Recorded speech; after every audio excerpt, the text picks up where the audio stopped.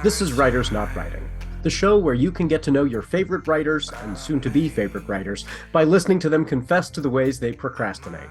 Thanks for procrastinating with us. I'm Benjamin Gorman, and the quiet guy behind the glass there is Doug the producer. I write novels and collections of poetry and stuff. Doug tries his best to make me sound better. And each week we have a secret word to listen for. If you catch it, you earn the right to take an extra break at the time of your choosing from whatever is stressing you out. From Not a Pipe Publishing, welcome to Writers Not Writing. Today's secret word is goats. That's awesome. Okay, great. If I take my time. Welcome, everyone. This week's guest is Erik Grove. Erik Grove is a writer, a writing teacher, a long-distance runner, and little dog wrangler living and doing things in Portland, Oregon. He was a teaching assistant for writing workshops run by Chuck How does Chuck pronounce his last name? Polinick. Chuck a name that I have read and I've not ever had a chance to meet him. Chelsea Kane, on the other hand, I've met many times. She's fantastic, and you've worked with her. And now Erik offers editorial services and coaching through workingtitle.us. He's a Viable Paradise Workshop graduate, social media manager for Willamette Writers, and the assistant producer for the 2023 Nebula Awards.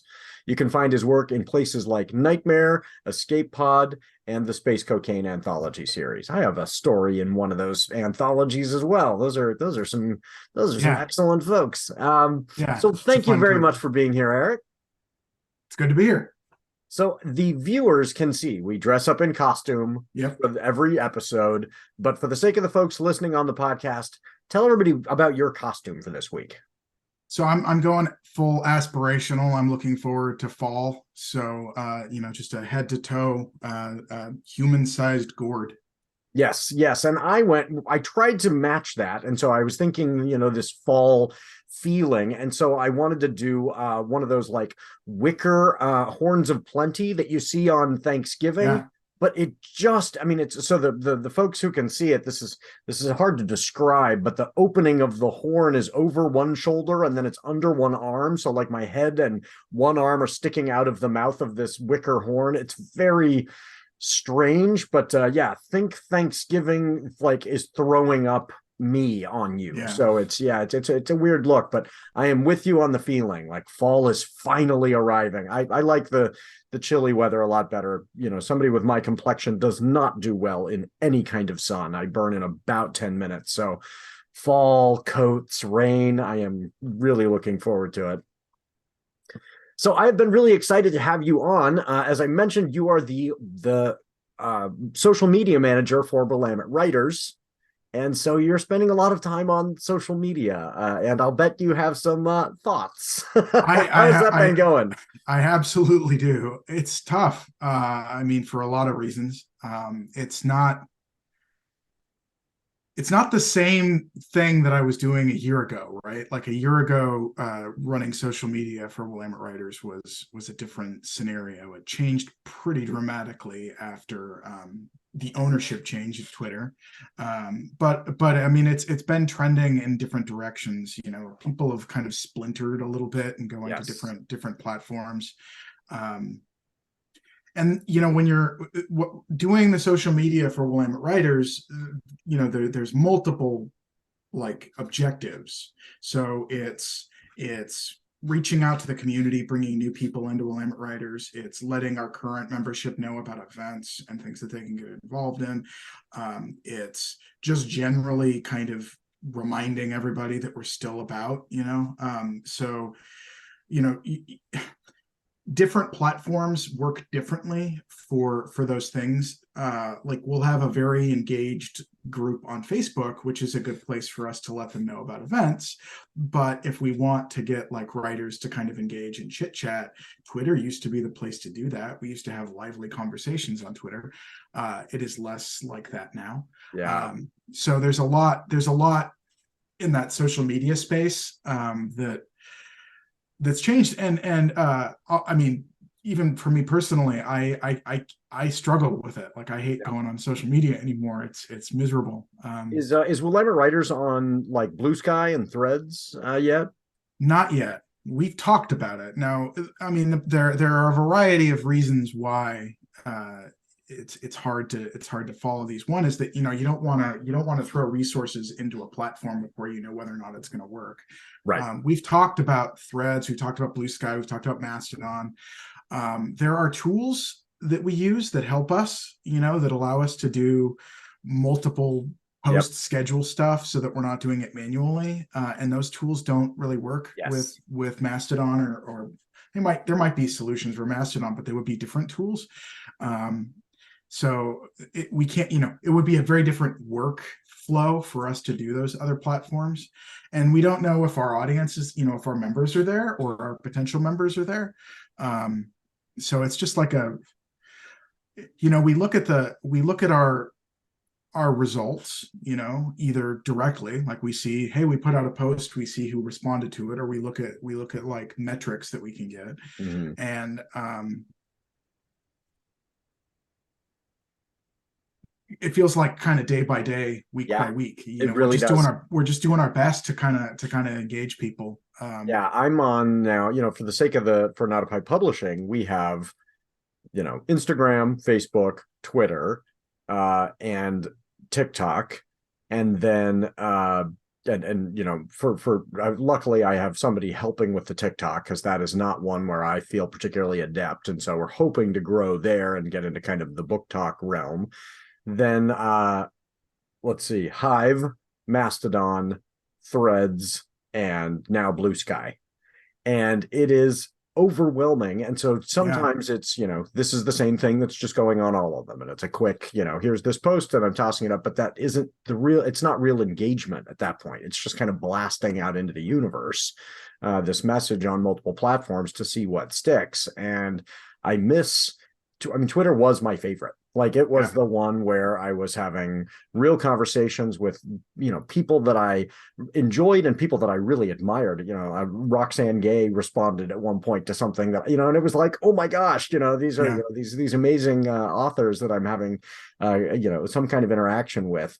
And Threads, it was Blue Sky today. I was, interacting with John Scalzi. So like, there is this, like, people are making their way to this and then Chelsea Kane on Threads rather than Blue Sky. So like, but the other thing I ran into was I was trying to tell my fiance about some story I'd come across, and I honestly couldn't remember. Did I read that on Twitter or Blue Sky or Threads? Because they all look the same. And so, it is the fracturing has made it even more difficult, when the whole point was to reach people, and now it's even more difficult to connect. I don't know if you were able to attend this, but the brunch keynote speaker for Willamette Writers Conference for this last year, back in August, Dong Wan Song. Oh, yes, I saw his. Yeah, it was really good.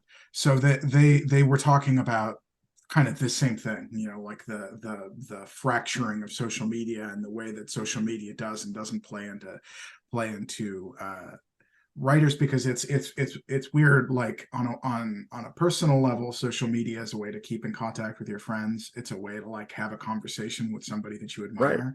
Right. On a professional level, you want to be able to promote your work. Right. You want to be able to promote other people's work. You want to be able to find leads for work.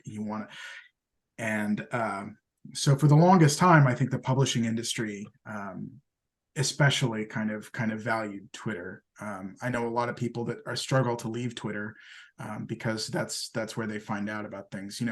I write short stories. Twitter continues to be a really valuable way to find out what markets are open, who's accepting submission, what stories are coming out. And we find that there's just like a scattering of Discords and Slacks and message boards all over the place now where you can find that information, but it's tough. I'm personally the finding information, and then the getting the information out there, and nobody. I mean, as much as I'm on all these different ones, I do not have time for all the Discords and Slacks, to be reaching out to people via those. And so it is that fracturing is going to be, I think, really challenging. But I also appreciated the point Don made about as Twitter has devolved, it is still much easier for me. Like, and I need to recognize, that I can go, well, I can still hop on here and not deal with nearly the abuse that a lot of other folks in a lot of other communities have to deal with. So I always feel reluctant when I'm like encouraging the authors for the company, you got to get out there and be promoting yourself. And I realize I'm bringing a lot of inherent protection, into that space that a lot of other folks don't have. But yeah, it's also, seeing who has left has been unfortunate. Like, oh, this person is no longer here, and I used to be able to have positive interactions with them. So that's taken a lot from it. I've taken a break from social media myself. Like, the irony is that I'm still involved in the social media components for Willamette Writers, but as a human, I had to just tap out. So I'm currently in the middle of my social media fast right now, actually. I know I will be popping back in order to promote things, because again, this is part of the job. But just as a human, you have to kind of figure out like how many of these things do you have to do, how much of your time do you have to invest in it. My struggle with Twitter is that I worry that me using it is giving them some business that they can then use to continue to do things that I don't agree with. They can say to advertisers, no, look, not everyone is left, and it's gross. I don't want to be helping them. That is a frustration. That the fact that you're taking a fast though is really interesting, like protecting yourself while having to also do this as a position, and then but not on your own time. Like, no, this is we talk about it. There's a team of people. It rotates, but there's a team of people that do social media for Willamette Writers, and we'll talk about it. We have to be candid with ourselves about whether or not we can continue to do it, and because it can be even doing it as a representative of Willamette Writers can sometimes be stressful or daunting. I used to have I still do, but I'm in the middle of a little bit of a fast, but I monitor like all of the communications that come and go out of Willamette Writers, whether or not I'm responsible for them or not, because I don't want to spoil it for anybody, but there's more than one person sometimes that's responsible for our social media. But I would see all of it. So I would see material that I wrote, material that other people wrote, responses, feedback from everybody. And even just the act of doing that, sometimes it could be overwhelming. So it's just it's that whole balancing act of social media is such a valuable tool. It's so great for community. It's so great for professional development. But it is not without its very significant negatives.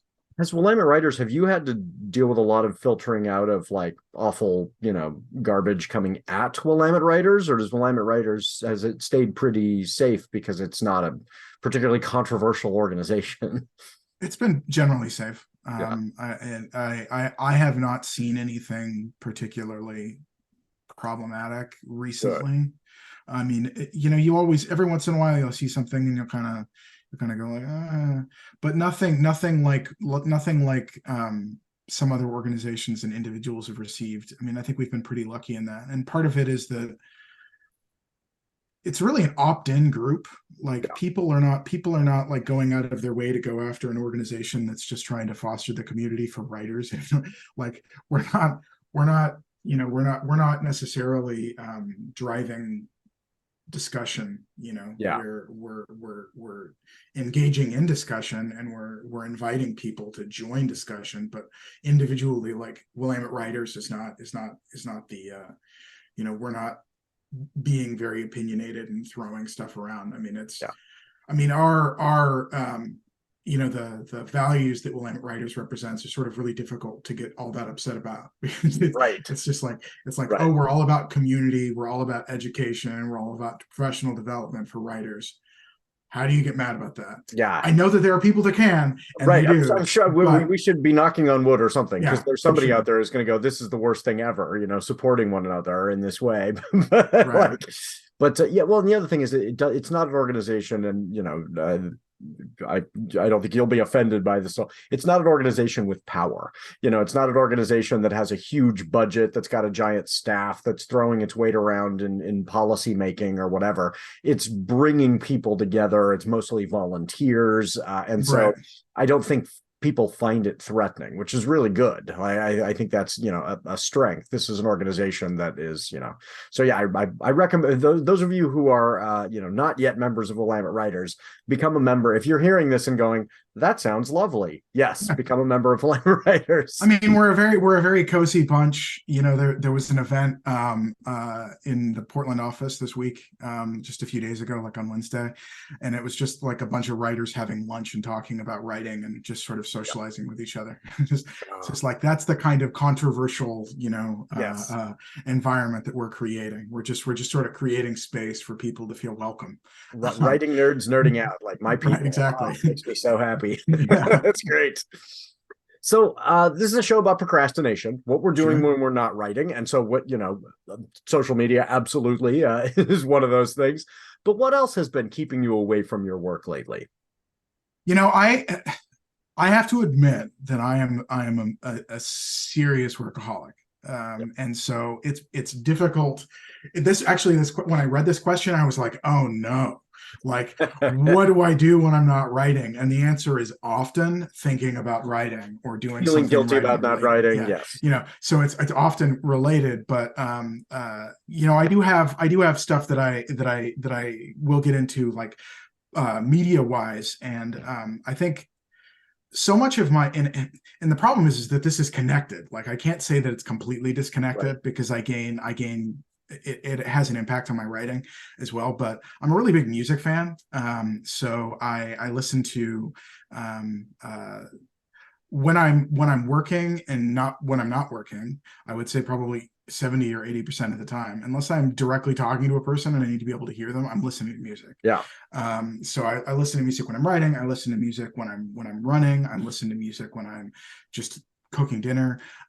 So I listen to a lot of music, and this is a pretty good time for some of my favorite bands. They're putting out some new music, and I'm pretty excited about that. Like, I get pretty, my music nerd excitement. Yes. Is on. So who's been jumping out at you lately that has been, you're going, okay, I need to go run now because I want to spend more time hearing this. Yeah, there are a couple of albums that came out. I think they came out the same day, actually, and that was in August, towards the end of August. There's a band I really, really like called Spanish Love Songs. Spanish Love Songs is I listen to a lot of different kinds of music, but I tend to gravitate towards punk rock or heavy metal that has very literate lyrics. I guess I'm always drawn to that, like, kind of poetic. I'm totally a lyrics guy. Like, if the lyrics are just pablum, I'll go, oh, I understand why people are enjoying this. It's very catchy and danceable, and it's doing nothing for me. And then if the lyrics are great, I'll pop something on, and my fiance and son will be like, this is awful, and I'll be like, but the lyrics are so good. So I've described kind of my comfort music as punk rock music about depression.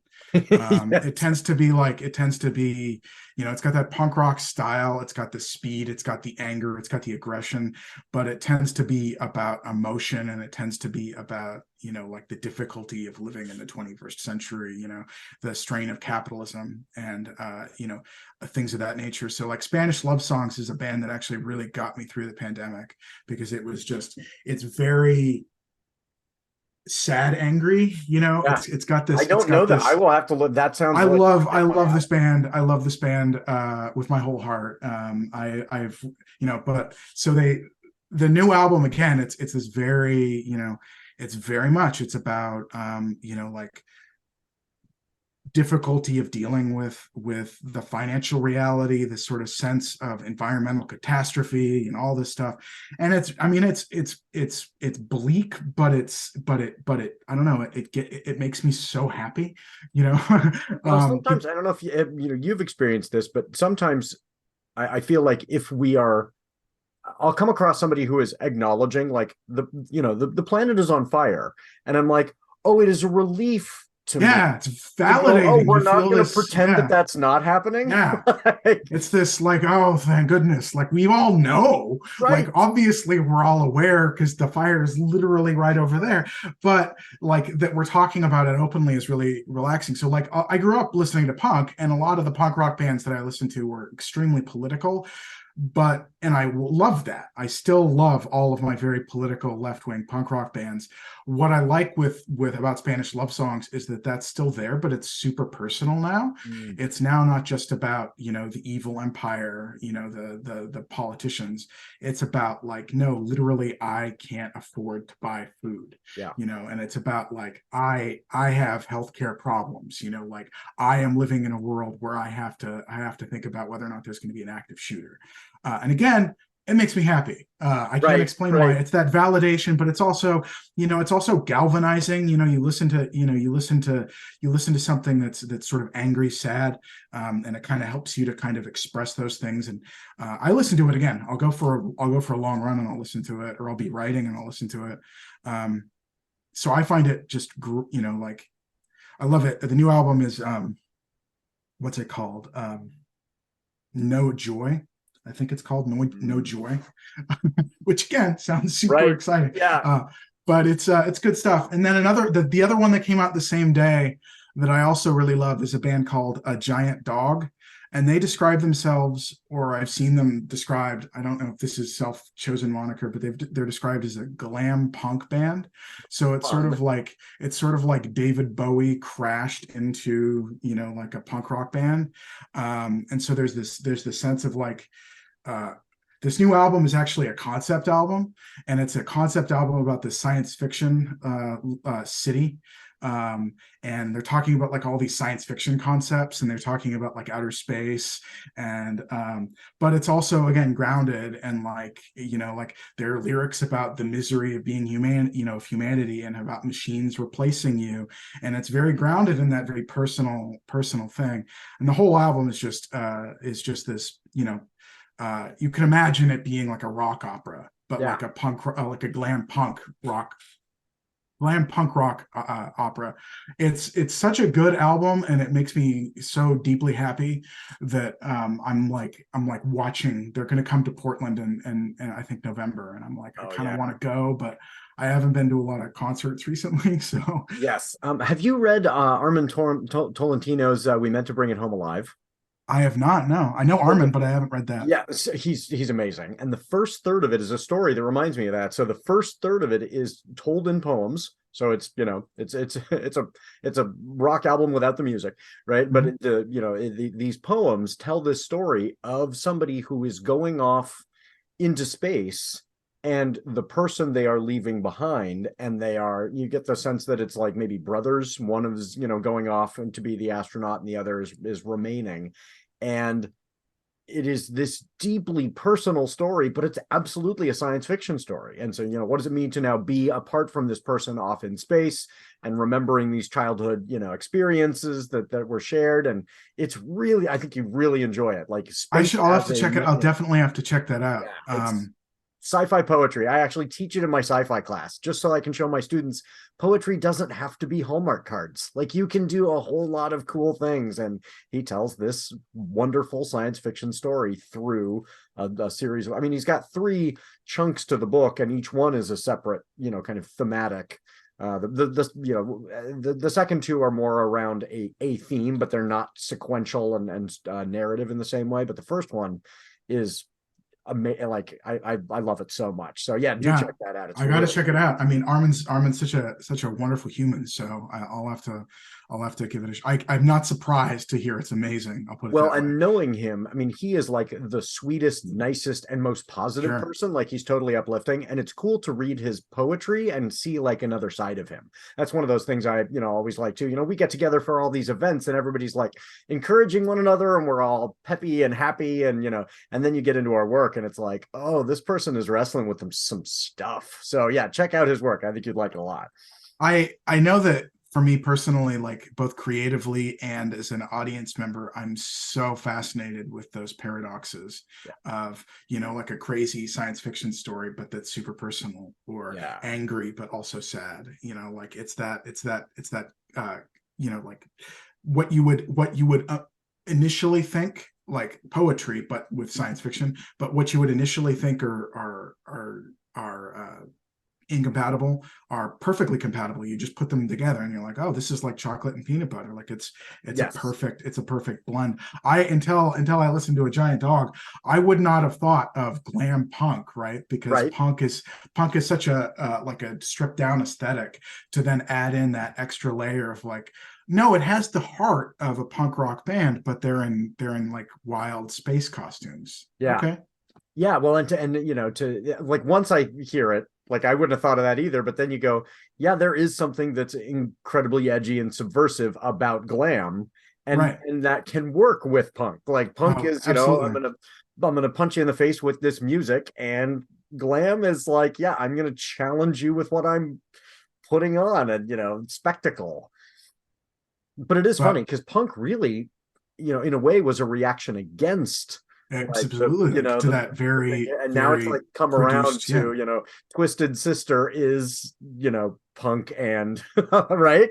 I had this, if I was on social media, I would have put this out as a tweet or something, but I was like, there's nothing more punk rock than therapy, which right. I mean, how far have we come? But it's true. Like there's a certain point where like the most rebellious thing that you can do is give somebody a hug and ask them to join your community, and say the thing you don't want to say. Like it's a different kind of punk, where it's like so much of punk was like, these are the things I need to say and nobody is letting me, right? And now it's like, these are the things that I wasn't letting me say. I need to go to therapy. And I love it. I do. I find that for me, music is like a cutting edge of some of the stuff that's going on socially, and then also creatively. Like there's like themes and stuff that I hear and things that are being explored. I mean, let's talk about like the interesting stuff that's going on in science fiction. Some of the most fascinating science fiction stuff that I've been exposed to has been in music. Like there are bands that are doing like crazy concept albums. There are bands that are doing all sorts of stuff that really expands the definition of science fiction. And then you see it sort of, the science fiction inspires the musicians, and then the music inspires the next generation of writers. But I think that it tends to be kind of like a leading indicator. I think a lot of the social revolutions that we see start sometimes with musicians. Well, I think that's, if I had to guess, that's probably because of the kind of barriers to entry in, like if you want to start a punk band, you can start a punk band for next to no money and pass out cassettes. And I mean, back in the day, it was literally cassettes, and so there weren't some of those institutional barriers. Whereas if you want to, start a multi-million-dollar, lobbying group to change policy, you're going to need resources, and you're going to make compromises in the process. And, you're not going to be on the cutting edge. You're going to be, always, having the meeting about how do we word this, like punk is not, and I think, I think about what has changed in our industry with, it used to be you'd write a book and you had to go through all the gatekeepers, and it was years and years and years. And now so many of those barriers to entry have fallen that are, short fiction, novel, even a novel that takes, 2, 3, 4 years to write, can still say things that once upon a time would not have gotten out there, because nobody would have allowed you to print 8,000 copies of that thing unless you had, the resources. So, we're challenging capitalism by making cheap art. That's a great way to think about it. It's one of the things that always inspired me the most, and it's been so long I'm not going to remember this, but the names. But I remember back in my university days studying various movements in 20th century literature. I think in particular it was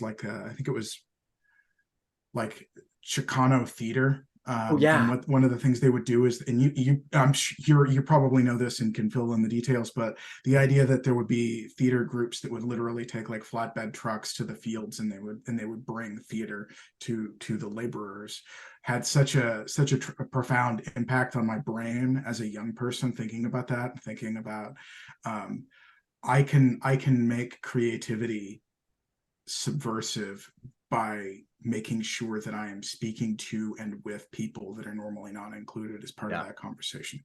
Yeah, that theater movement was this like Brechtian kind of Yeah. neo-Marxist. We're going to go out there and we're going to actually get people involved, and then the whole point of the show is to get active afterwards. Like, this Yeah. is not just passively, we sit there with our monocles and say, yes, that was a wonderful production of Phantom of the Opera. Like, this was Wow. about, we are gonna, it was that was badass theater. Like, Yeah. which I love so much, that somebody was using, an art form in a way that it, I mean, Brecht had done it, but not, let's go to the people who need to know that they have power and make them feel powerful through theater. Like, that's really cool. Mm-hmm. So what is now we're getting into the politics, which is fine. I am comfortable talking about that all day long. What has been news that has been pulling you away from your work lately? I mean, I could rant about politics and current events for far longer than the listeners probably want to hear it. So I would say that absolutely, I am a very engaged person when it comes to the news. It's sort of hilarious. In moving, I found like old floppy disks from when I was like 10 or 11 years old, and I had to go and find like a USB adapting 3.5 floppy drive so that I could read them. And I loaded these old 3.5-inch floppy drives, and I found what would now be blog posts, but they were like political screeds that I wrote about the 1996 presidential campaigns going into 94, 95. I was 13, 14 years old, and I was writing extensively about Bob Dole. So I can talk about Bob Dole in 1995, but I'm not going to do that because there's a lot of people that are not going to be like, who's Bob Dole? They're really going to say, who is Bob Dole? Yeah. Bob, remember he referred to himself in the third person all the time. How can you not remember his name? Dole. Bob Dole talked about Bob Dole. But I would say that of maybe more interest to the listeners, the news, and also a little bit delightful to me, the news stories that I find myself gravitating towards that are they're like a fire that catches and then just keeps spreading and gobbling up my time, is weird stories. So I collect bizarre anecdotes or bizarre science stories. There was a story just recently, I think in the last couple of weeks, about somebody who got this, and it was in Australia, because not to stereotype on Australia, but there's some weird stuff that happens in Australia when it comes to the animal kingdom. Yes, the natural world in Australia is bizarre. The natural world in Australia is not entirely sure it wants people there. Right. But this person got a parasite that was probably from like snake droppings, and the parasite was worms that were in the person's brain, and it was causing all of these symptoms of like memory loss and depression. And then they opened it up, and it was just this giant worm. Yeah. And like, so I've been like, man, I've forgotten things. Do I have a giant worm in my brain? Brain worms. Like I had a bad day. Do I have a brain worm? And it's all those like the medical stories where somebody tells you a story and you have to stop and wonder, like, I've used a neti pot. I've watched that episode of House. Do I have like an amoeba in my brain? So I stuff like that, or little weird factoids again that you can do stuff with. So like, and people know this about me, which is good and bad. So like one of our mutual friends, Kate Ristaw, just like one time just walked up to me and handed me like a homicide investigator's book. She's like, oh, I found this. I know you want this. And I'm like, I do. Thank you. Yeah, now I do. Yeah. I appreciate that. But like I'll get messages from people, and somebody was like, did you know that cruise ships, when they're large enough, they have a morgue on board? And obviously they do. Like, it makes sense. And yet I But never thought about that. but you don't think about it. Or somebody else messaged me and was like, did you know that when babies are born, they don't have knees? Like, they just don't have patellas, the bones that make the knees are Oh not yeah, the present. caps. Yeah. Yeah, they grow later. Yeah. And then that kind of followed up into like looking into like various x-rays to see the number of bones in a person's feet grow and change and shift. It's wild. I've seen the hand ones where people are like, why can't kids type when they're in kindergarten? They literally don't have enough bones. Like their hands are not formed well enough that early. So that stuff fascinates me both as a really morbid human being, and as a writer. And I like, I am so distracted by that. I've, and you'll jump into these like rabbit holes as a writer, like researching things. And the things that will captivate me tend to be those very macabre details, like images of what the teeth look like in the skull before the baby teeth fall out, and stuff like that. Just really weird, morbid stuff. I'm always fascinated with. I always look into it. I don't know why I'm this way. I mean, I grew up watching a lot of horror movies, so I have like a higher tolerance maybe to that.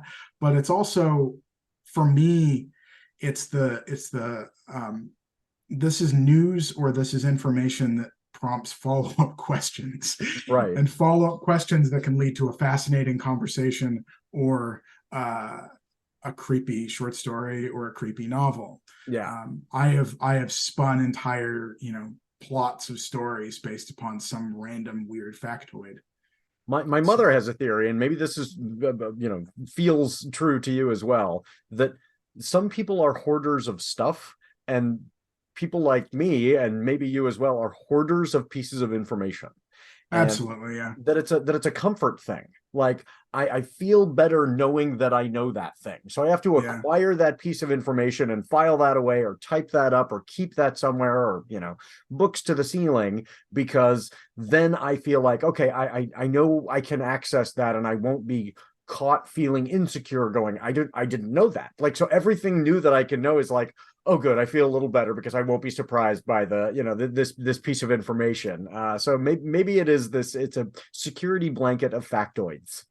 Yeah. Did you know that babies don't have patellas? Well, I do now. Now I do, and I won't be surprised by that in the future. Yeah. Thank you. I learned one this last week. I went and saw John Oliver. I'm totally going to steal part of his show sharing this, but it's a fact that he was sharing us. So the theme of the whole act was, history is this thing we need to know, or else we're going to. And it wasn't just, like scoldy, or else you're going to repeat it. It was like, or else we're stupid. Like, we need to know these things, And so he had some great examples. He talked about daylight savings time, and how we have this like common misconception that it has to do with agriculture, which it does not at all.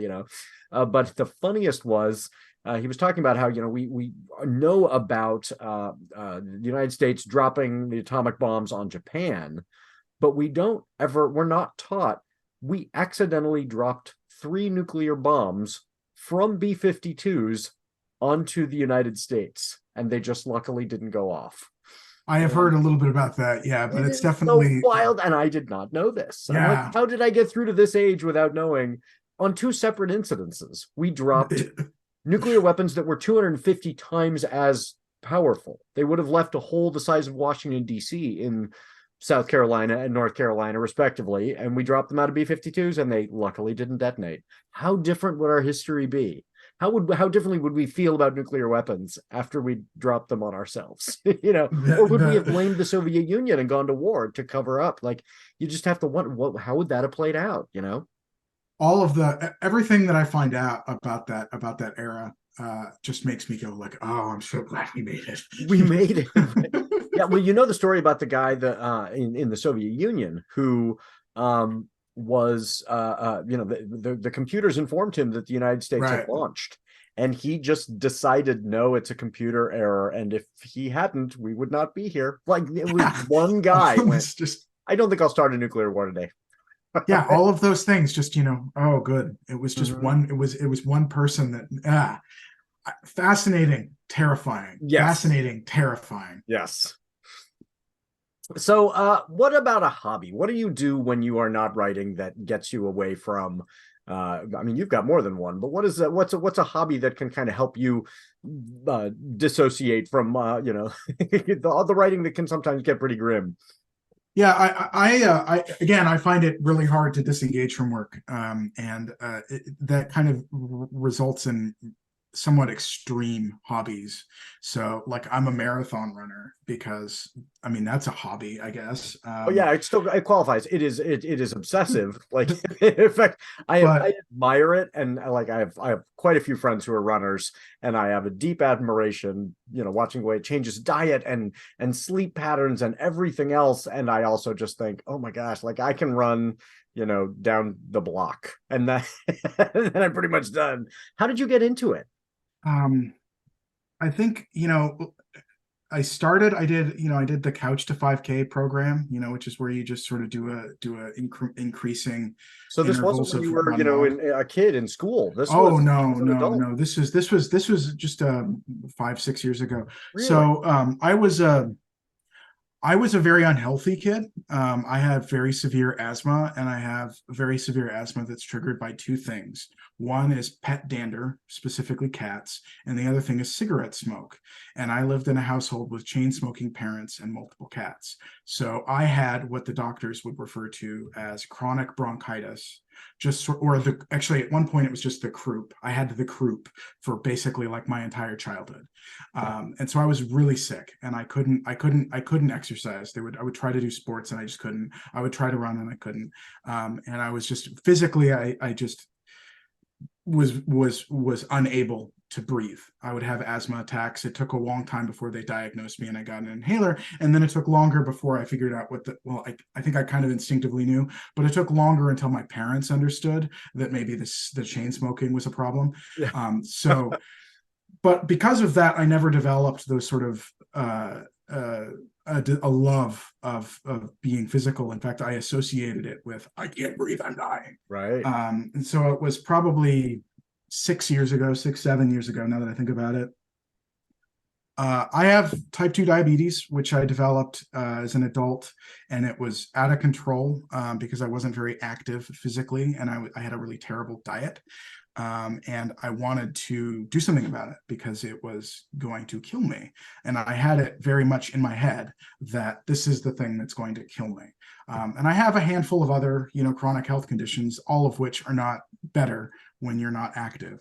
So Yeah. I finally, in my late 30s, started doing the Couch to 5K program. I started with a Fitbit, just to get my 10,000 steps, Yep. to do exercise. And then as I got more comfortable just sort of walking around, I started doing some running training. And then I found that I really enjoyed it. I found that when my asthma was properly treated, and I was trained up to it, I was like, wow, this is great. Like, all of this time I thought that I hated exercise, but the reality is that I needed to talk to my doctor and get like better medication, Yeah. and switch from like the emergency inhaler to the steroid based inhaler that prevents your lungs from exacerbating. And then as I did, when you finish Couch to 5K, you can usually run about half an hour, or about 3 miles or 5 kilometers. And I did that for a while, and then I just thought, what, I am enjoying this, and I like doing it, and I want to do more. And then somebody suggested, hey, you could run a half marathon. And then I ran a half marathon, and I trained up for it, and I loved it. And then I started doing half marathons a lot. Actually, I think I did a half marathon, and then I did a half marathon in the fall, and then the following spring I did full marathon. And then I did like 12 more half marathons in the same year. And then I trained up and did multiple more marathons. I was actually like, it was a really big part of my life going into 2020. I was at my best marathon running condition in about March of 2020. Yeah. And I was scheduled to run the one of the St. Patrick's Day races here in Portland in March. And then I was scheduled to run the full marathon at the Eugene Marathon in April. And then I had plans to run the marathon in Portland in October. And then everything shut down and all the races shut down. And having severe asthma and other underlying health conditions, I was particularly concerned about COVID. And it made me particularly cautious about pushing myself, because at the same time that I was in my best marathon running shape, I was pushing myself more than I needed to, but I was comfortable with it. But it was like the week that everything started getting bad with COVID, I had an asthma attack while I was in the middle of a run, and I kept running because I was in that headspace, and I ran through it. And I'd done it before for short runs, but I was running like 12 miles or something. And like in mile 6, I had an asthma attack because I was going as fast as I'd ever been able to go. And the long story short is, at the end of this, I was coughing up blood for several days. And I was like, I'm coughing up blood and there's this respiratory illness. So that's kind of the long story about how I got into long distance running.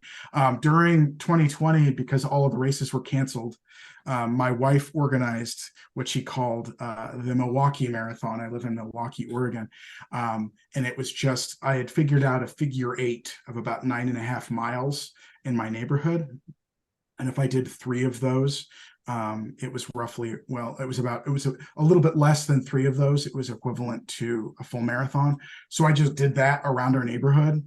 And it was just, my wife put like sidewalk chalk out and like had an aid table set up for me. That's awesome. So, and now I'm a little bit out. I'm definitely not in the marathon shape that I was in 3.5 years ago. But I'm getting back into it, and it's a passion and a hobby that I very much love to do. So you do intend to get back to, full marathons? Yeah, absolutely. I mean, I was registered for the Portland Marathon again this year, and I just didn't happen. I didn't get into marathon shape. It's really, really hard to run for a very long distance in the summer when it's hot. And it was particularly hot this summer. It's been hotter in the summers. I don't know why, but it's been hotter in the summers here, even in the Pacific Northwest. And smokier. I mean, the air smokier. quality is with the fires, that would be a real challenge, I can imagine. And I have to be very careful about that, because even just a very small amount of I watch the AQI pretty carefully, because if I go out even just to the grocery store, my asthma will trigger from fire smoke. So my son has asthma, and he's a cross-country guy, and it was like, no, you can't go to practice today. It is and so the AQI is something I had to learn about. Like, this is not something that as kids we even were aware of, and like now I'm like, I better. Even growing up in San Diego, where the smog was visible, like the air quality in some ways has improved over these major. LA does not look like it used to look when I was a kid, in San Diego and some of these places, and yet the fire smoke it's gnarly. And learning to pay attention to that and go, I'm not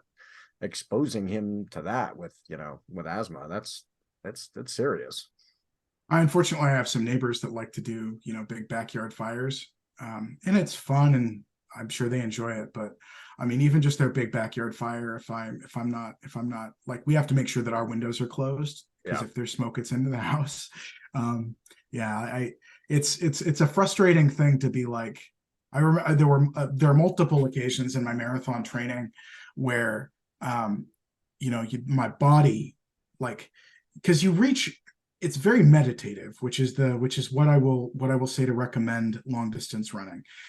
It is you reach a state of I would call it like non-thinking thinking. Like you're just perfectly, like it's quiet, like your brain goes completely quiet, which for somebody who is a creative person that's always thinking about story, it's one of the few times that I have like a hard, like 2, 3, 4 hour, just, this is it. My brain doesn't think about anything other than moving my body around.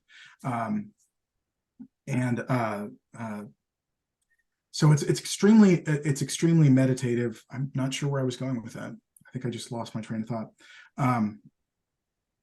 But just that kind of the psychological benefit, Yeah. yeah. And I found it to be really helpful for anxiety. I found Yeah, it to be that's really what I was helpful thinking for of just right away. everything. Somebody Just, who's just always kind of a little low yeah, level anxious always. yeah, That would be really good to go. Oh, there's a time when it can turn off. That's even hard for me to imagine. Like really, that I would get to a place, but then it's true. It happens if I get to a flow state in a book when I'm working on a yeah, book where absolutely. And that's I have lost myself in this entirely. There's no me. I'm just this is just what happens next in the story. This is the way she would say that. You hit a point. I tried to explain it to another friend of mine that was taking up long distance running. And I tried to explain that, and it's different for every person. There's a balance between being distracted and being not distracted. That if you're in the perfect middle place, you feel like that release. So it's like a fidget spinner. You give your brain kind of something to be occupied enough with that it doesn't occupy itself doing something else. Yeah. So I find that running is kind of like a fidget spinner for my internal monologue. Yeah. Plus all of the physical benefits. Yeah, That's a good solution. So I think I got really into running one of the reasons that I got really into running was because of publishing, because at the time that I got really into it, my literary agent at the time was like trying to sell some books and it wasn't going well. And I was like, I can't fix that. But what I can do is I can go and run. Yeah, because then that's for readers who are out there who are listening to the show, one of the things that's so challenging about this business is there are these periods of time where things happen that are totally outside of your control, and they might it seems like most of the time they're out of the publisher's control, yeah, and so you can really get in your own head and just have your wheels spinning, going, I'm wondering what is happening, and it's not even that it's out of your control; it's out of your control, and often you don't even know what the progress is being made. And so you can just perseverate in this really dangerous way. So yeah, I can imagine finding some other way to occupy yourself while your stuff's out on sub is, yeah, that's healthy. See, for me, it's the company. So it's like, oh, I can't work on my own stuff, but at least I can work on this other author's stuff, and I can, But the downside health wise is then as a consequence, I never stop. Like I was up till 4 a.m. last night working on cover art for updating cover art for one of our authors, because my story wasn't flowing, but that's okay. I can work on her cover. Like there's always, but yeah, maybe something that got me out of a chair would be a good thing occasionally. I should consider adding. Hey, I recommend it. Walking, running, hiking, anything that you can do. Like whenever I, as a writing teacher, I will just tell people, just move. Like the best way to shake something loose is to get away from the screen for a little while. I am a big fan of the, Karen Erik Grove, okay, you've been sitting here for 45 minutes. You got to get up and move around. Yeah. Like it's good for your brain. So that has been positive for my Erik Grove has been good for my writing and my health. Like, break that up, take those breaks.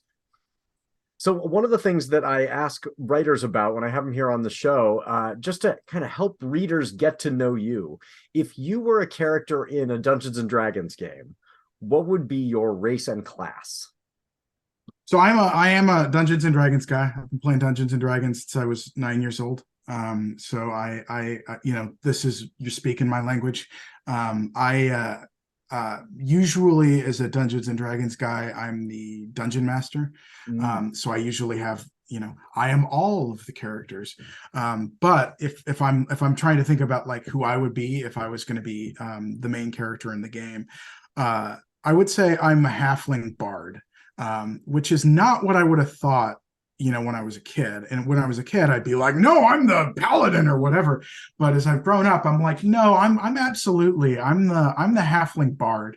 Like I'm winning people over with song, like I specifically could imagine myself as like a traveling heavy metal musician, like in the heavy metal fantasy cartoon series. Like I'd just be going along and I'd be like, all right, everybody, let's have a musical break. So that's awesome. That's kind of my demeanor. And obviously I talk a lot and I tell stories a lot. So it like, you want to be like, oh, I'm the strong silent type. And I'm like, no, I'm the talks too much and hugs too much guy. That's talks too much. Yeah, that's a good that'd be a good first line in your resume. Yeah. Talks too much and hugs too much guy. I'm hiring that guy. So you're attacked you're walking through the woods, and 3 level 1 goblins spring out at your halfling bard. What do you do? I mean, I'm a social gamer.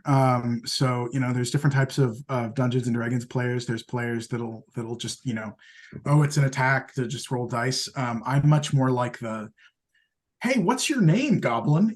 Like I want to have a conversation with them. And I carry that over as a dungeon master. I know I've run some D&D games with my wife and some of her friends, and occasionally I'll run a game where it's just like it worked out that it was just all couples and like friends that are couples, and there ended up being this running joke about like how every time I would introduce a monster, the players would constantly try to like bring the monster into the party, like make friends with the monster. And I would say, like, when they were doing it as a dungeon master, I'd be like, but you're supposed to fight this monster. But then as a player or as me, I'm like, but that's what I'd do. Right. So I'm very much like you're a monster. Why are you a monster? Like what's going on? What's up with, are you not able to find employment other ways? Like are you kept in the woods, like because they won't let you settle in the town? Like, do we need to go and do we need to have like like an intervention on your behalf? Like, do you want to be part of our community? Like what's going on, goblins? And that's how I would react, I think. Oh, so healthy. It's excellent. Okay, we're going to go to our ad break, and when we come back, I'm going to ask you what you've been daydreaming about. Today's episode is brought to you by the all-new merch store at notapipepublishing.com. Of course, the site has books and more books, but we also have merch like t-shirts and hats and art prints. My apologies to YouTube viewers, but podcast listeners, imagine a far more handsome t-shirt model telling you I just got this new shirt, which shows a ghost saying, "Boo" is Latin for I shout. Seriously, look it up. You're welcome. We have hats with the logo from Unrelenting by Jesse Hennard and Marie Parks, the logo from our Stories Within anthology, and stickers that show Justice Sotomayor saying, "Respectfully, I dissent," with the respectfully crossed out because she chose to omit that in her response to the court's recent homophobic ruling. And there are art prints by Michaela Thorne, the artist and author of Tooth and Claw. Check out all the great merch at the store and use the code SHOWFAN for 10% off your entire order. All that's in the show notes. Also, we're always on the lookout for great guests and advertisers. So if you have a book or other product to sell and you're looking for a group of the most intelligent, witty, discerning readers, let us help you make that connection. Our ad rates are as low as $15, and guests will never pay to be on the show. Right, Doug? We agreed on that? We only have guests we want to talk to. Some jerk offers us $1 billion to be on the show. No way. Take a hike. Keep your billion, Elon. Stuff it in a pillow and hug it and cry because you're not cool enough to be on this show. Them's the breaks. You too, J.K. Rowling, get your hateful, racist, transphobic ass out of here. You can't buy an empathetic soul with that $1 billion, and it won't get you on this show either. The rest of you, make Writers Not Writing a part of your marketing plan today. Welcome back, everybody. I'm here with Erik Grove. Erik, what have you been daydreaming about lately? I kind of mentioned this a little bit, that paradox, like sad, angry, and I think about that a lot. I think about the paradox of anger, I would say in particular. That is it daydreaming or is it just obsessively thinking about it? But maybe it's just obsessively thinking about it. But I think about the paradox of anger. Because again, I grew up with punk rock music, which could sound very angry. I grew up with heavy metal music, which could sound very angry. I grew up in a world, both personally and just socially, that gave me plenty of reasons to be very frustrated and angry. I still live in that world. And the relationship, but I'm the hug guy, I'm the walk up and like figure it out guy. So the paradox of how does that anger, get expressed in socially healthy ways? How does that anger, I started thinking about anger in terms of like running metaphors, because you do a thing often enough, you start to turn it into the metaphor for everything that you're talking about. But I started thinking about anger as like an emotional running injury, as opposed to, because I think the narrative that I was sort of trained, and I can't even put my finger on how I was trained about this. The Enculturation, narrative, like it really is. It's like, so broad. But the vibe that I got was that anger is just this, it's this horrible negative thing, or it's a loss of control. I think I associated anger with a loss of control. I unfortunately had people in my life growing up that were very angry and violent, and I would always associate getting angry with destruction, or scariness, and I never wanted to be a scary person. So I don't yell. I don't, I'm not physically violent. I talk a lot and I can maybe be animated, but I'm not a break things person. I'm not a get angry and do destructive things person, but I am a person that does get angry because there's reasons to be angry. So I think about that running metaphor of, this is an injury. Anger is your soul telling you that you've just been hurt, or that somebody else has been hurt. I also started thinking about anger as like a parental instinct. It's that instinct. Anger is the same root, maybe, is that instinct that you know about, where parents will talk about, being able to lift a car. I had a friend of mine that when I was like 11 or 12, he was backing a riding lawnmower out of the back of a pickup truck, and his dad was there, and one of the ramp wheel things flipped out, and the riding lawnmower is going to go down and take his son, and the friend's dad just grabbed the riding lawnmower and was like, get off the lawnmower, and he got off the lawnmower and then he pushed it back. But that ability to harness the adrenaline to protect his son, I think is the positive representation of anger. It is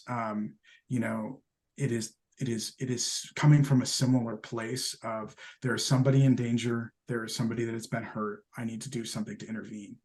So I think a lot about ways that I can make anger healthy, ways that I can take anger and I can pour it into activism or advocacy, without it being like, how can you be angry without raising your voice? Yeah.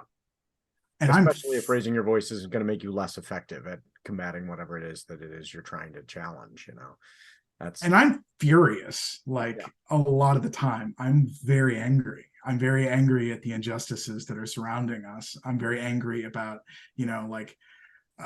Portland is a challenging area to live.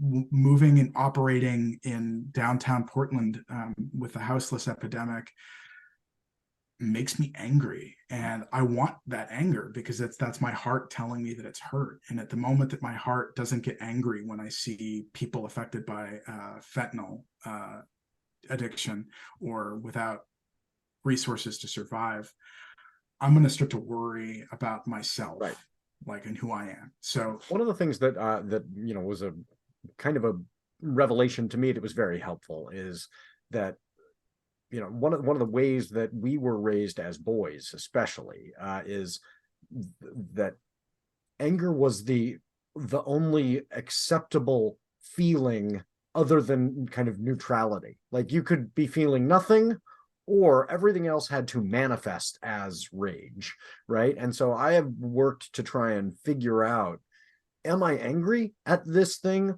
or am I sad? And I have been trained that as a man, I then therefore must express that as anger. I am hurting for this person, and therefore it has to come out as rage, right? And so, kind of piecing those apart and saying, is this that kind of healthy anger? Is this that, I'm going to be, saving somebody from the riding lawnmower that's about to crush them? Or do I need to cry? And instead I'm saying, but boys don't do that, and so therefore I'm pissed. And so trying to tease out what am I really feeling? Because I agree, I think anger is healthy. It is a part of kind of the spectrum of human feelings. It is entirely legitimate.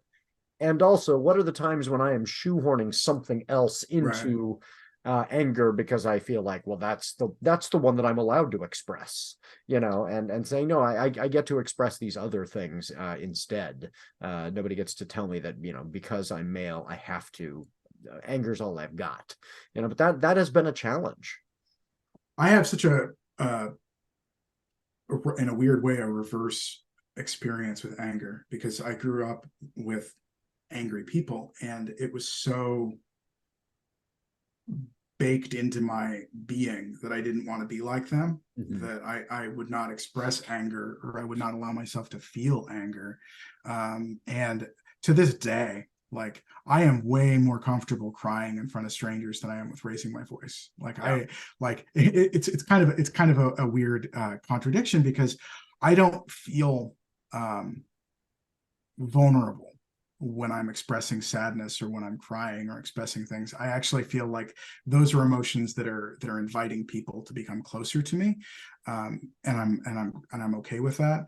Anger is something that I'm always afraid is going to drive people away from me.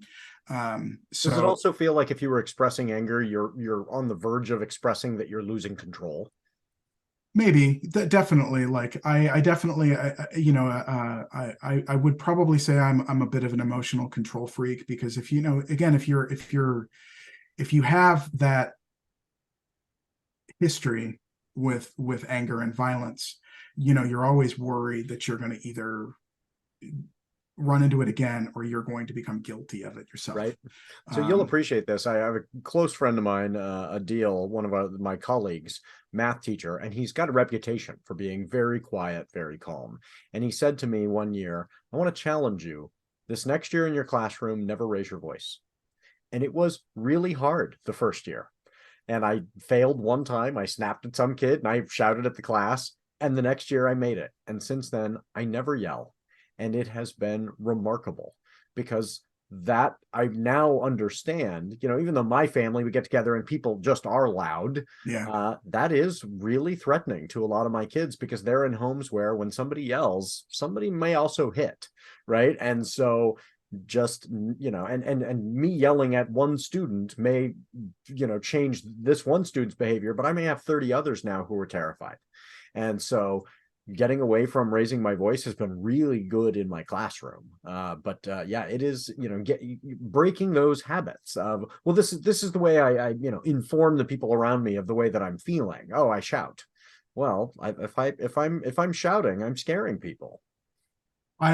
So I had a situation recently that kind of ties a couple of these questions together. I was in a role-playing game, and one of the players in their character was angry, and they raised their voice, and they were angry at my character in particular. The player was not angry at me, but right. the character was, and they raised their voice at me, and I had a physical reaction to it. Right. I don't do well I don't respond well to getting yelled at.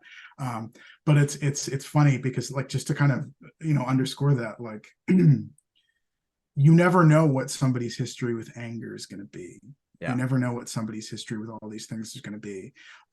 For me, my goal is to think about it in ways that I can turn it into a positive thing, and I can express it in a way that's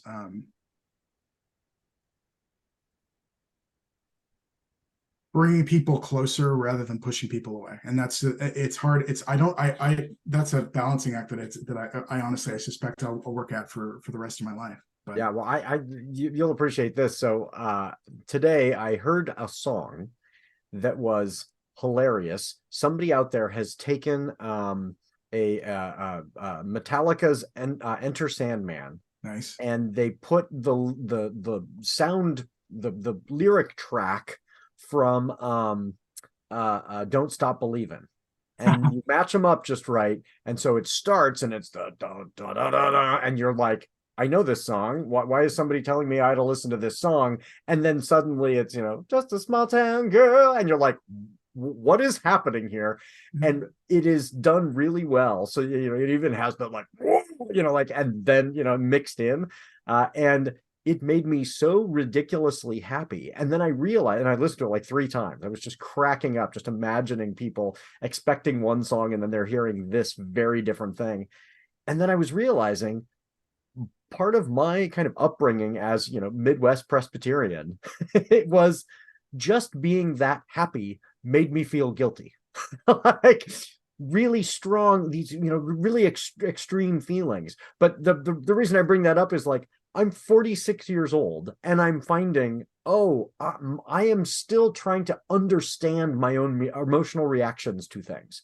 Why is it I feel bad for feeling that this song is so funny and so happy, and I feel guilty about it? Like, so yeah, I think, as we are trying to piece out how do I deal with this anger that I am feeling, or how do I deal with this anger that this other person is feeling when I don't even fully understand why I feel what I feel in so many cases, Nothing more punk rock than talking about your feelings. Right? You brought it back home. Nicely done. Bring it back. So I want to give you a chance to share what some announcements. What's been going on with you in terms of your writing career that people need to know about? So I have a couple of anthologies that are going to be out in the fall that I'm really excited about. The first is The Cozy Cosmic. I believe you've had multiple folks that are going to be in the table of contents with me on. I listened to JB Kish's episode and he mentions The Cozy Cosmic. Yes, I am excited about that one. It's such a counterintuitive, concept. But again, my obsession and love of paradox, right? And then so I have a piece in there about cats and Cthulhu, obviously. So I'm very excited about that. We're going to be doing some readings. That book releases on I think it's the 10th of October, and we're going to do a launch party at Rose City Book Pub for the release of that. I think we're also looking at doing some events, though it's still a little bit in the air, around the HP Lovecraft Film Festival. I think we're hopefully to do some readings and have the books for sale there. That would be perfect. Also in November, there's another anthology called The Winding Paths. The Winding Paths, exactly. I'm excited about the reason I jump on you there on that one is I am really excited about this. Tell everybody about what makes this one so clever. I think this is a brilliant idea. So the way that this was brought to me was from one of the publisher co-editors, Frances, who I know is Frances. Frances, yeah, I think she's been on the show. She's great. Frances is amazing. So Frances and I are socially acquainted, and we've been in writing groups together. So and we're familiar with each other's writing.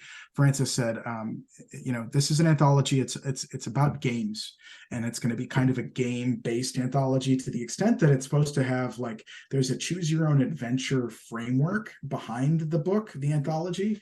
And the cover itself is a game board for a game. It's a game board. That's it's absolutely so it's going to be a lot of games. And then what makes this particular story for this anthology extra great is that Frances basically made me play a game in the process of writing it. Oh, really? Which is to say that Frances was like, Erik, write a story for this, please. I want to see you submit something for this. And I was like, okay, I'll get to it. And then she would follow up, and I still had plenty of time. I can be a last minute kind of submitter, but she was following up, brazzing me because she's a friend. And I told her, I had an idea, I was working on it. And then I told her that idea didn't quite pan out, but I was going to figure something else out. And then she goes, Erik, I'm giving you an assignment. I want you to write a story about roller derby. And I want you to set it at a lake house, and I want it to involve a goat. Yeah, and then she was just like, all these out of a hat? Like, where did she? I think the roller derby thing was just a pure joke on her part, yes. Thinking about games. The murder at the lake house was because I had talked about my other story was going to involve that. And Frances, I think some of the stories that Frances enjoys that I've done the most are summer camp horror, I guess is the best way to put it. So she's a fan of my summer camp horror. So that was where the house came from. And then she'd written some stuff about goats. There'd been recurring jokes about goats. So those were the elements. And she threw them at me. And then she was like, you're not going to be able to do something with this. And then literally 36 hours later, I had created the story that I love absolutely. It is my favorite short story that I have personally written. And I submitted it to her, and she was like, oh my God. And it's this it's about a post-apocalyptic roller derby team playing a match on the frozen Salt Lake. So it's frozen because there's been like massive climate fluctuations. And I worked it all in there. I've got like all of the elements in there, and it's like a crazy raw sports story, but it's also just I don't know. I am beyond excited to read this story when we get to do readings, Oh yeah. because it's just absurd amounts of fun. Yeah. It is an absolute blast. It's called The Last Rad Babies on the Great Salt Lake. And it's just pure fun and energy. And it's, like one of the things that I took into it, the theme of like, what's the importance of a game? Because that's what I was really, really wanting to get at as far as the theme, like what makes a game important, and what does it do for people? What is the value of it? So I'm writing these characters that are living in a post-apocalyptic world, and they're talking very candidly with each other about how it's, the world's a bad place, but the game gives them something, that. It's that there's so much That joy. is interesting to think about. Like, one of the essential characteristics of a game is that it doesn't actually matter, and yet it matters a lot. Like, that is, Yeah. In fact, I think it's just a game is part of the thematic refrain in the story, because what does that mean? Like that can mean it doesn't matter. It's no big deal if you win or lose, which is good and true.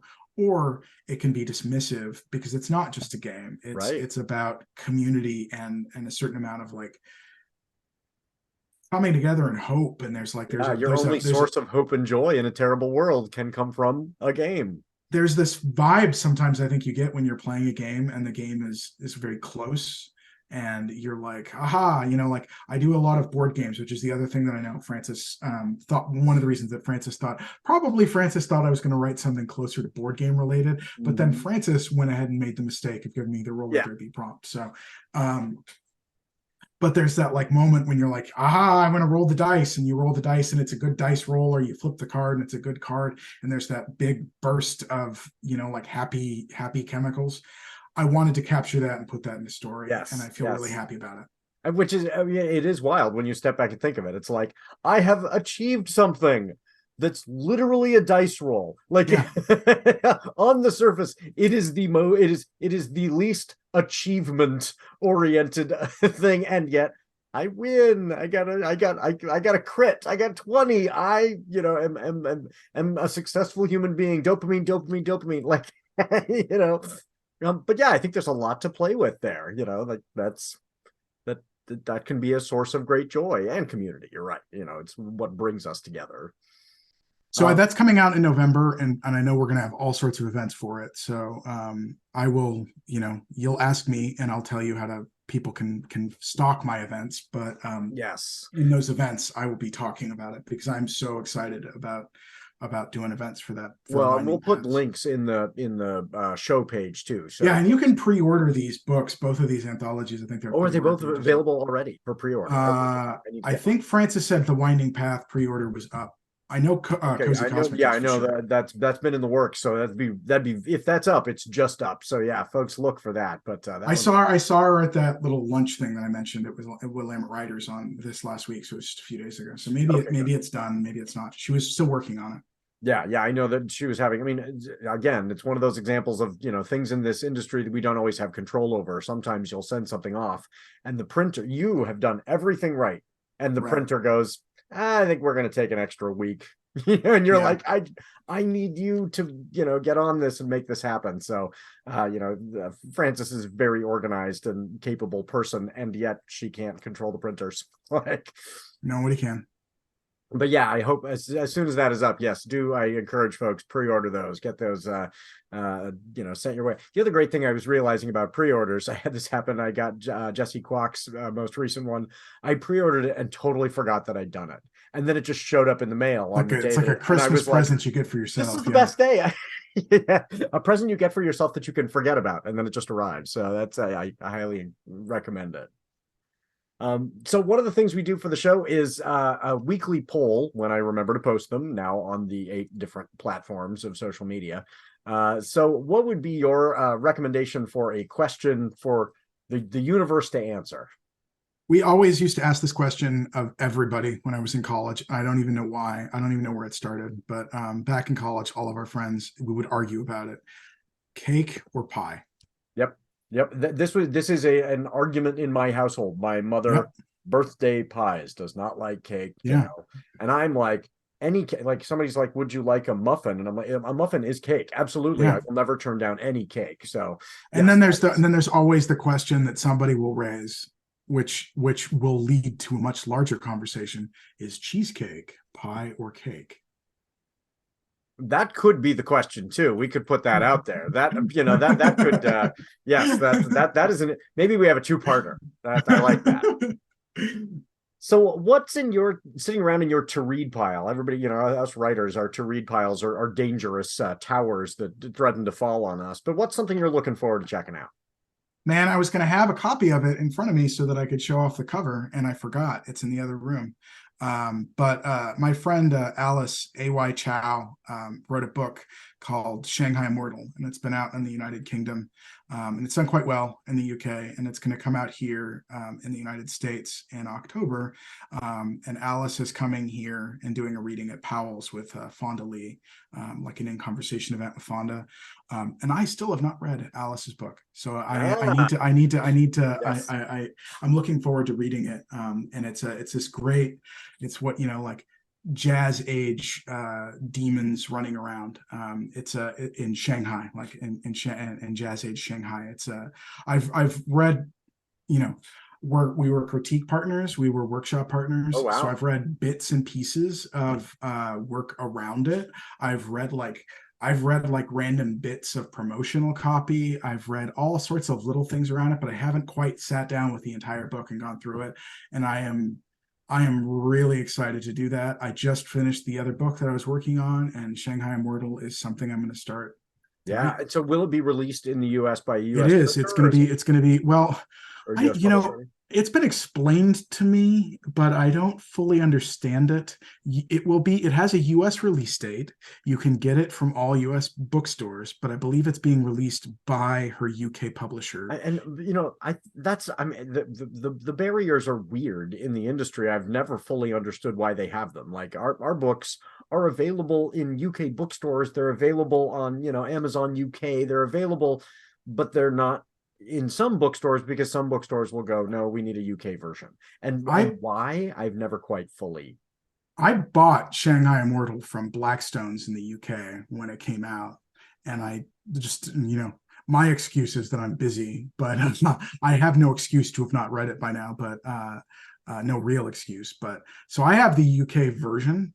So I don't know if they're going to like Americanize the spelling. Suddenly color is going to have no color U. is going to be spelled American style rather than British. Like, is that the extent of the change? From what I've seen, it looks like it's going to be the same cover, because you know how sometimes when you put a book out in different countries, it'll have a different cover. It looks like it's going to be the same cover. My guess is it's going to be exactly the same, and the only main difference will be the price tag. Is my guess, but I don't know. I write the stuff. I don't understand how to sell it. Yeah, well, I am excited to check that out too. I had not read Fonda Lee until what was it last year that and it was Jesse Kwok who said, "Oh, you need to check these out." And Fonda's great. So great. Yeah. And the little anecdote that got me was Jesse was telling me that Fonda Lee, as as kind of a promo for a book, was saying, if you pre-order this book and put a name into this form, I will send you an apology letter for the character of mine that I have killed, the character that you love that I've killed. And I was like, I need to read her. I think she's done stuff like a couple of times, but she's great. I mean, I've played board games with Fonda, and Fonda's a delightful person. Oh, really? Good. With, I am jealous. After reading her books, I'm like, wow, this person's a rock star for a reason. She's amazing. She's amazing. And I am so when Alice is my AY Chao is going to be here, I'm her chauffeur, and I'm going to make sure that she gets to Powell's. So I'm looking forward to not only being present for when she's here, because I haven't seen her, and it'll be about a year since I saw her in person since Viable Paradise. So she'll be here. She'll be doing a reading. She'll be doing a conversation. So also, check out that Powell's event It's Right. going to be pretty cool. Yeah, that would be a fun one. I'll see if I can. We'll see if we can find a link to that in the show notes too, because I'm sure that's already on their events page. So Yeah, I'll it is. link It to is. that. I know it. I know it is. So where can folks find you online? I think because of the shifting social media landscape, the easiest way to do it is to just go to my website, erikgrove.com. And that's Erik with a K. So ERIK Grove, GROVE.com. Yep. And then I've got all my links and stuff. That's where everything is there. I mean, am I active other places? Sure. But you'll find those places through my webpage. Yeah. Yep, that sounds good. And again, we'll make sure there's an active link in the show notes. So scroll down on whatever app you're using and click. So who are some other folks you would recommend I reach out to try and get on this show? I mean, I specifically want to see Kate reappear on your show. So Kate Rista, I would encourage you to drag Kate back. I also think Remy Nakamura, also here, a local writer. Remy's great. I mean, the thing is that I looked at your episodes and I'm like, you've had so many people on that I would recommend, but they beat me to the punch, right? They were on. But Remy's a good one. I'll absolutely reach out. That's a good one. And then Kate is always fun. Yeah. Yeah, I think Kate mentioned that you did like a group. It was a group episode. It was like a live episode. We did one down in Grants Pass that I'm going to release after. I'm not going to be recording during Rose City Comic Con. So the Grants Pass episode. So folks will actually get to see that next week. That was fun to have a panel of authors down from Southern Oregon, and then Kate came down from Portland to be there, and that one was really informal. We just kind of were gabbing, but it was really fun. So yeah, folks, check that show out next week, and there's a whole bunch of new authors, some of whom I had never met before, and they were wonderful. So that'll be a good one. Okay, so before we get to our send-off, some folks I need to thank. Thanks to the artist Max Oakland, who reached out and provided one of his songs for our intro, I Prefer the Dusk. Let Max know you like it by following him on Twitter at Max Oakland with 3 Ds. Thanks to Halisna CCO for their song Kids for the ad break. If you're in a band and would like a song used on the show, I would love to highlight a listener's work like Max's song, so email that to me. Thanks, as always, to Doug, the producer, for making this show sound good and taking the blame when it doesn't. Thank you, Doug. And I cannot forget to mention, Writers Not Writing is a production of Not a Pipe Publishing. So please go to notapipepublishing.com and check out the amazing books written by writers who didn't procrastinate too much. If you like this show, rate and review it wherever you found it. Check out Erik's Cozy Cosmic from Underland Press and the Winding Path book that is coming out. And when you get your hands on those, please put that 5th star in wherever distributor you got that from and write a short review. You'd be surprised how short the reviews can be, and those 5 stars in that little review makes a big difference. So make Erik's day, write a nice review for those anthologies. And if you want to do the same for this show on whatever app you're listening to it on or watching it on, that would be really appreciated. So Erik and I have some things we want you to think about going into this next week. Erik, what's your advice for everybody thinking about this next week? You should probably be drinking more water. Yeah, that's stay hydrated. Safe bet. Yeah, as I am drinking nothing but Mountain Dew. Yeah, I hate to say it, me too, but I do have water also on standby. Yes, I try and balance. Yes. Yeah. Second, as I always say, a book without spaces would be gibberish, and our lives need spaces too. So don't ignore the spaces. And third, no matter how much you procrastinate, we're still proud of you.